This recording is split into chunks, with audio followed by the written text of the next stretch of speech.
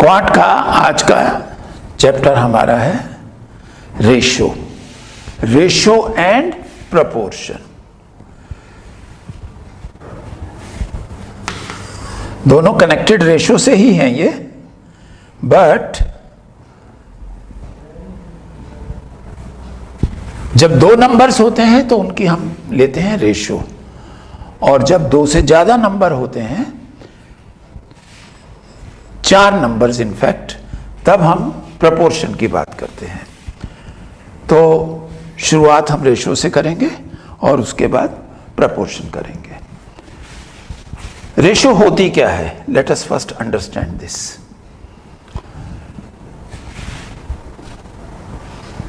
एक ही स्कूल के अंदर दो स्टूडेंट्स के मार्क्स 400 और 500 आए। आउट ऑफ, ये स्टूडेंट ए था, ये स्टूडेंट बी था। तो हम जब इनकी रेशो की बात करते हैं तो हम कहते हैं इनमें जो कॉमन फैक्टर होता है दोनों में, उसको रिमूव कर देते हैं और हम कहते हैं उनके मार्क्स की रेशो 4:5 है। तो रेशो कंपैरिजन के लिए होती हैं। दो भी संख्याएं हो सकती हैं, दो क्वांटिटीज भी हो सकती हैं, दो स्टूडेंट्स के मार्क्स या 3 के या 4 के या ज्यादा के। पर अगर सिर्फ मैं आपको ये कहूं कि ए और बी के रेशो मार्क्स की 4:5 है, रेशो का सिंबल ये होता है, और इसको पढ़ने में हम कहते हैं 4:5। कैसे बोलते हैं? 4:5, या ratio of marks of A and B is 4:5। अगर ये मुझे दिया हुआ नहीं हो और खाली रेशो दी हुई हो तो क्या आप मार्क्स बता सकते हो ए और बी के? नहीं बता सकते। तो रेशो कभी भी एग्जैक्ट नंबर नहीं होते, एग्जैक्ट मार्क्स नहीं बताएंगे, एग्जैक्ट क्वांटिटी नहीं बताएंगे, एक कंपैरिजन बताते हैं। इससे यही पता लगता है कि अगर ए के 4 पार्ट्स मार्क आए तो बी के 5। ये अगर 100 का ये मल्टीपल हुआ तो 400 500 आ जाएंगे, 200 का हुआ तो 800 1000 हो जाएंगे। तो आपको टोटल मार्क्स पता होना चाहिए, तब आप दोनों के मार्क्स निकाल सकते हैं। Okay, so the most important thing is it is comparison of two quantities. Two quantities को हम कंपेयर करते हैं, तब हम कहते हैं हम उनकी रेशो ले रहे हैं। And always remember, most important thing, the numbers given in the ratio, for example here 4:5, they are not exact quantities. इससे एग्जैक्ट नंबर्स, एग्जैक्ट मार्क्स का नहीं पता लगता। कैसे निकालते हैं उसको, वो हम सीखेंगे। जब मैंने कहा कि रेशो 4:5 है ए और बी के मार्क्स की, तो इसको अगर नंबर में चेंज करना है तो इसको हम नंबर में चेंज करते हैं दो तरीके से। पहला तरीका होता है, इसको एज ए फ्रैक्शन लिखना हो, as a fraction we write it as 4/5।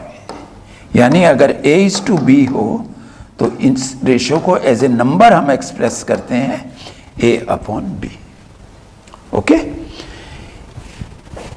अब जो है ये इधर सिंबल था, ये इधर क्वांटिटी आ गई। ओके,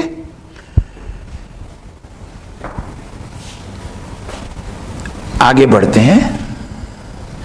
इसमें हमेशा ध्यान रखना पड़ता है, जब मैं कहता हूं A:B और मैं कहता हूं ये A स्टूडेंट के मार्क्स थे और ये B स्टूडेंट्स के मार्क्स, तो A:B is different from B:A। अगर मैं इस रेशो को लिखूं B:A, तो ये मार्क्स जो है अब A के हो जाएंगे और ये मार्क्स B के हो जाएंगे। यानी पहले कौन आता है, पहला नंबर, इसको एंटीसीडेंट बोलते हैं, इसको प्रेसिडेंट बोलते हैं। President, antecedent, president. ओके, ज्यादा अपने को टेक्निकल डिटेल्स में जाने की जरूरत नहीं है, बट ऑर्डर मैटर्स। अगर हम A:B लिखते हैं तो यहां पहले A के मार्क्स लिखे हैं, फिर B के मार्क्स लिखने हैं। पहले रेशो के कुछ क्वेश्चन करेंगे। प्रपोर्शन की भी बात चलो बात कर लेते हैं। अगर दो स्टूडेंट्स हैं ए और बी, उनकी रेशो A:B है, और दो स्टूडेंट हैं सी और डी, उनकी रेशो C और D है, ठीक है। और मान लीजिए कि ये दोनों रेशो इक्वल हैं, यानी कि ए और बी के मार्क्स की रेशो और सी और डी के मार्क्स की रेशो दोनों बराबर हैं, तो हम ये कहते हैं कि ये चारों numbers A B C D ये प्रपोर्शन में है। और इसको हम मैथमेटिकली ऐसे लिखते हैं, A:B are in proportion to C:D। Example से समझना हो तो एग्जाम्पल से भी समझ लेते हैं। ये जैसे A है, ये B है, ये C है, ये D है। यहां मान लीजिए इनकी रेशो वही 4:5 है, और ये मान लीजिए रेशो 12:60 है, 12:C:D 12:15। ठीक है, देखने में दोनों रेशोस अलग अलग लग रही हैं, पर आप देखोगे तो ये दोनों रेशो एक जैसी हैं, क्योंकि इसमें 3 कॉमन फैक्टर है। तो हम कहते हैं कि ये रेशो और ये रेशो प्रपोर्शन में है। और मैं ये 4 डॉट्स जो हैं और जो रेशो का सिंबल है 2 बार लिख देता हूं, तब मैं कहता हूं marks of A and B are proportional to marks of C and D. Okay, और इसको मैंने बोला फ्रैक्शन को नंबर में चेंज करते हैं तो क्या आता है 4/5, और ये क्या आएगा इक्वल टू 12/15। आप इसको करके देखोगे तो ये सेम ही आएंगे दोनों नंबर्स भी। तो जब भी हम प्रोपोर्शन की बात करेंगे तो हम 4 क्वांटिटीज की बात करेंगे, ठीक है। इसमें एक बड़ा अच्छा फीचर है, इसी के ऊपर वापस आते हैं। A:B is proportional to C:D। इसका मतलब इसको हम चेंज कर लेते हैं। A:B किस नंबर में कैसे चेंज होगा, A/B, और ये होगा C/D। इनको मल्टीप्लाई कर लेते हैं।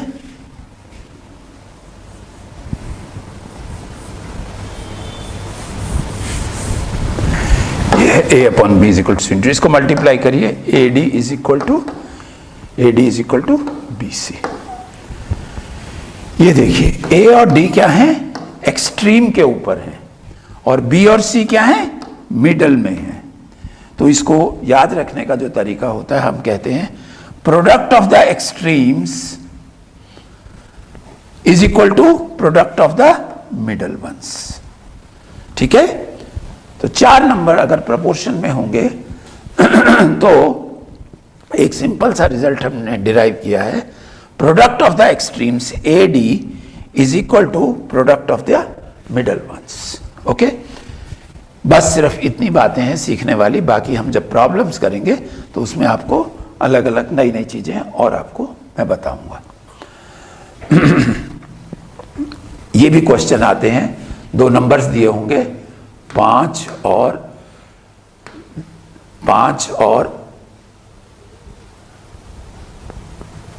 250 मान लीजिए है।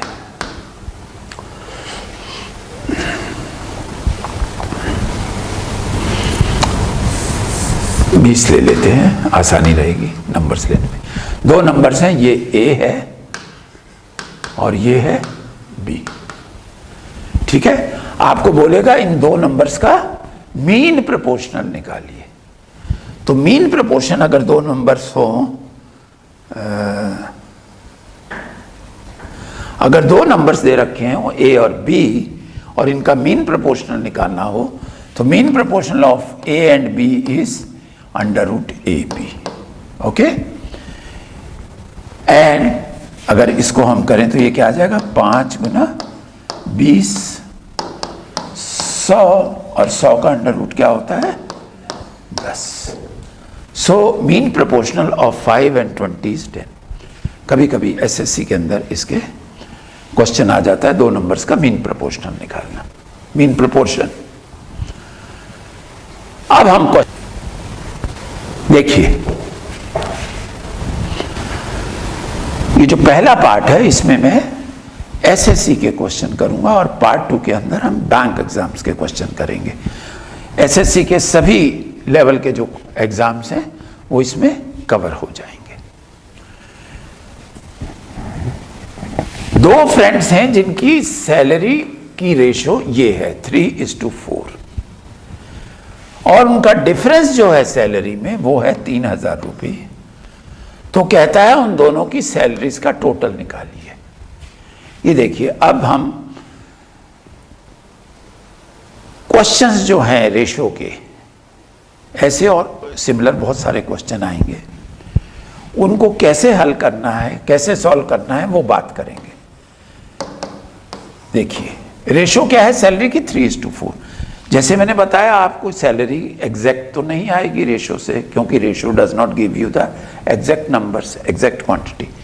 पर यह बात निश्चित है कि कोई 3 का और 4 का कॉमन मल्टीपल है जो जिससे कि इनकी सैलरी निकाली जा सकती है। तो जैसे ये मार्क्स 400 और 500 थे और ये रेशो 4:5 आया था, तो वो कौन सा मल्टीपल है जो दोनों से मल्टीप्लाई करेंगे तो इनकी एग्जैक्ट मार्क्स पता लग जाएंगे। That number is 100। Am I right? तो हम क्या करते हैं क्वेश्चंस को, हम कहते हैं कि इनके मार्क्स हैं 4 के और 5 के, और वो के क्या है वो हमें मालूम करना है। वो हम मालूम करेंगे कि के कितना है। तो यहां भी मैं क्या करूंगा, मैं कहूंगा इनकी सैलरी है 3K एंड 4K। के मुझे मालूम नहीं, मालूम करेंगे जो उसने आगे फर्दर स्टेटमेंट्स दे रखी हैं। क्या कह रहा है, डिफरेंस इन देयर सैलरीज। अब ये एग्जैक्ट सैलरी है, इनका डिफरेंस क्या होगा, 4K minus 3K, that will be equal to K। So K is equal to 3,000। आप समझ गए। अब मेरे पास जब K आ गया तो इनकी सैलरी भी आ जाएंगी। इसकी सैलरी हो जाएगी 9,000, इसकी सैलरी हो जाएगी 12,000। क्यों, यहां K की वैल्यू सब्स्टिट्यूट करूंगा, यहां भी K की वैल्यू, और मुझे चाहिए क्या, सम ऑफ देयर सैलरीज। एक की सैलरी 9, एक की 12, तो सम कितना हो जाएगा, 21,000। So that is how we do this questions. Let's go to the next one.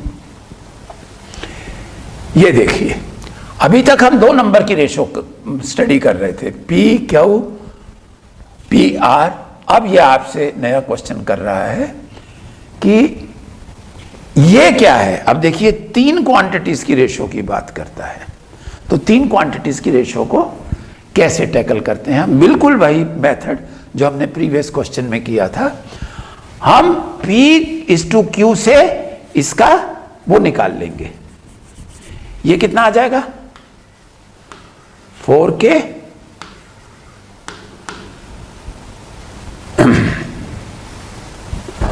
और Q क्या आ जाएगा, 5K।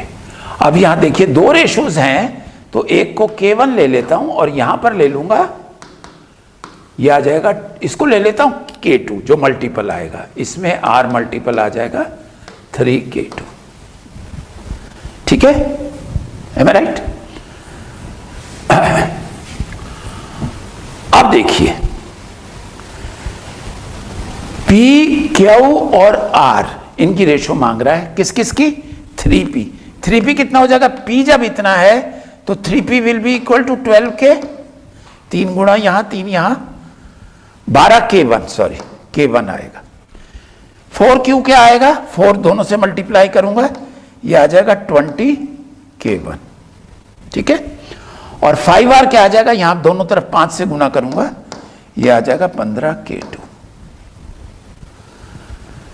अब क्या मैं रेशो निकाल सकता हूं, नहीं निकलेगी, क्योंकि यहां K1 है, यहां K1 है, यहां K2 है। बट इन दोनों को देखिए, ये दोनों क्वांटिटीज P हैं। अगर ये दोनों P हैं तो ये भी इक्वल होंगी इनकी राइट हैंड साइड। तो यहां से क्या मिलेगा मुझे, 4K1 is equal to 2K2। यहां से देखिए मेरी, मैं K2 को अब K1 में चेंज कर लूंगा, मेरा K2 क्या आ जाएगा, 2 से डिवाइड हो जाएगा, ये आ जाएगा 2K1।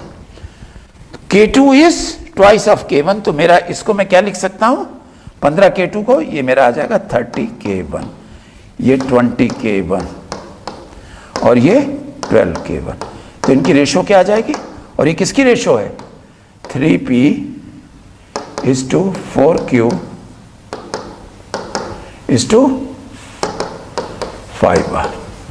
This is my ratio. And now see K1 is common, K1 common है, K1 हट जाएगा, और 12:20:30। फिर इसको हमेशा, रेशो को हमेशा ध्यान रखना, सिंपलेस्ट लोएस्ट फॉर्म में रखते हैं। तो कोई भी कॉमन फैक्टर होता है उसको हटा दिया जाता है। जैसे यहां से 2 एक कॉमन फैक्टर आएगा, 2×6=12, 2×2 30, 2×15 30।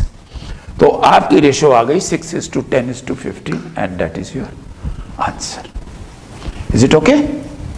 चलिए next question, will go for the next. It says A has double the money of B and B has 50% more money than C. Average money of the 3 persons, this how much money A has. हमें A का money निकालना है, यानी इसका money निकालना है। तो इन questions को कैसे करते हैं, हमेशा लास्ट से फर्स्ट पे जाते हैं।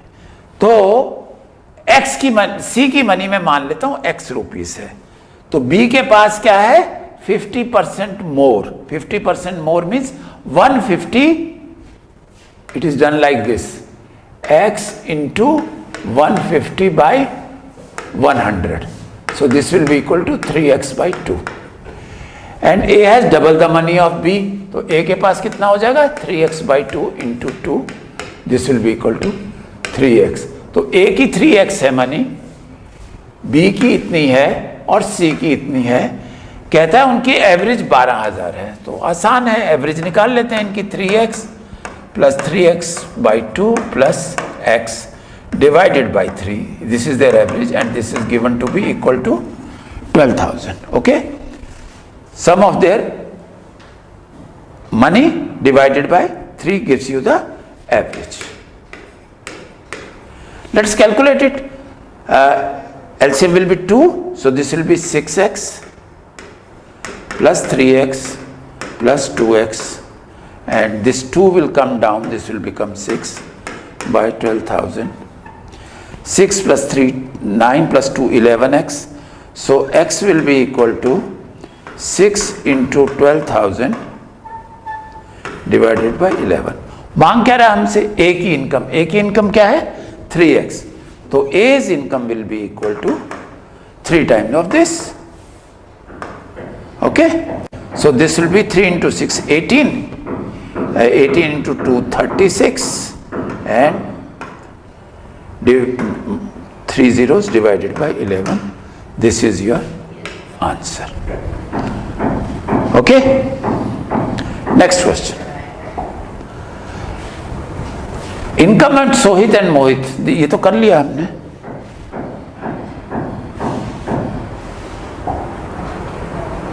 Yes, let's do this one. Container contains mixture of milk and water in the ratio 4:3. This is milk, this is water. So what is the mixture? If milk is 4K, water is 3K. He says 14 liter of mixture is taken out. Okay. Now, if 14 liter of mixture is taken out, उसमें से milk और water कितनी ratio में जाएगा, 4:3 में। ठीक है, तो इसमें से मिल्क कितना गया, इसमें से मिल्क गया 4/7 of 14, और इसमें वाटर कितना गया, 3K - 4/7, 3K - 3/7, 3K - 3/7 into 14. So अब मिल्क और वाटर ये रह गया, 7 दूनी 14, 2 चौके 8, 4K - 8 and 3K - 6. This is now quantity of milk and water in the mixture, and it says 14 liter is taken out of the mixture and replaced with water. That means ये water 14 litre बढ़ा दिया। ठीक है, सो अब milk और water इतना रह गया। and it says the new ratio of the milk to water becomes 1:1, यानी कि मिल्क और वाटर की रेशो 1:1 है, यानी what is given to you that this ratio is 1:1, यानी कि ये दोनों बराबर हैं। आप रूल ऑफ एक्सट्रीम्स और रूल ऑफ मिडल लगाओगे तब भी आपका यही आंसर आएगा। Product of the extremes 4k - 8 is equal to 3k + 8। यहां से आपका k आ जाएगा 16 और इनिशियल क्वांटिटी ऑफ मिक्सचर हमको बताना है। तो इनिशियल क्वांटिटी क्या थी? 4k + 3k 7k, 7 × 16, so quantity will be 7k and k is 16, so you will get 112 liters, that is your answer.